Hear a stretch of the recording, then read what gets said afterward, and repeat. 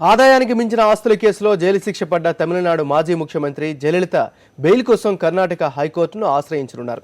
తనకు విధించిన శిక్షపై స్టే విధించాలని జయలలిత కోరనున్నారు.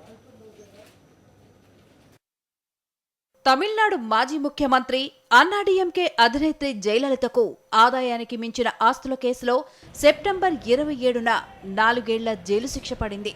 దీంతో పాటు 100 కోట్ల రూపాయల జరిమానా కూడా విధించారు. 27 నుంచి బెంగళూరులోని పరప్పన అగ్రహార కేంద్ర కారాగారంలో ఖైదీగా ఉన్న జయలలిత బెయిల్ పిటిషన్పై నేడు విచారణ జరగనుంది.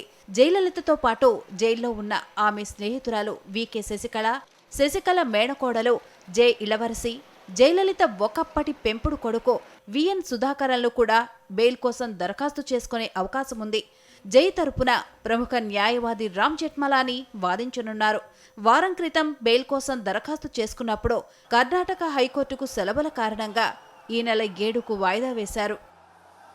1991-1996 మధ్య తొలి విడత తమిళనాడు ముఖ్యమంత్రిగా జయలలిత పనిచేసిన కాలంలో 66.65 కోట్ల మేర ఆదాయానికి మించిన ఆస్తులను కూడబెట్టారన్న ఆరోపణలపై 18 సంవత్సరాల పాటు కేసు నడిచింది. 1996లో అప్పటి జనతా పార్టీ అధ్యక్షుడు సుబ్రహ్మణ్య స్వామి ఈ కేసును దాఖలు చేశారు. 2000వ సంవత్సరంలో జయలలిత రెండోసారి తమిళనాడు ముఖ్యమంత్రి పదవి చేపట్టిన తర్వాత తమిళనాడులో నిష్పాక్షిక విచారణ జరిగే అవకాశాలు లేవని డీఎంకే ప్రధాన కార్యదర్శి అన్బళగన్ పిటిషన్ దాఖలు చేయడంతో సుప్రీంకోర్టు 2003లో ఈ కేసు విచారణను బెంగళూరుకు బదిలీ చేసింది. ఈ కేసును ప్రత్యేక న్యాయమూర్తి జాన్ మైఖేల్ డి కన్హా విచారించి తీర్పు చెప్పారు.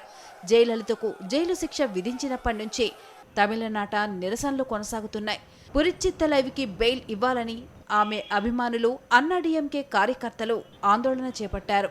ఈ నేపథ్యంలో ఎలాంటి పరిణామాలు తలెత్తకుండా ఉండేందుకు హైకోర్టు ప్రాంగణంతో పాటు నగరంలోని పలు ప్రధాన ప్రాంతాల్లో పోలీస్ శాఖ భారీ బందోబస్తు ఏర్పాటు చేసింది. నేషనల్ డెస్క్, సాక్షి న్యూస్.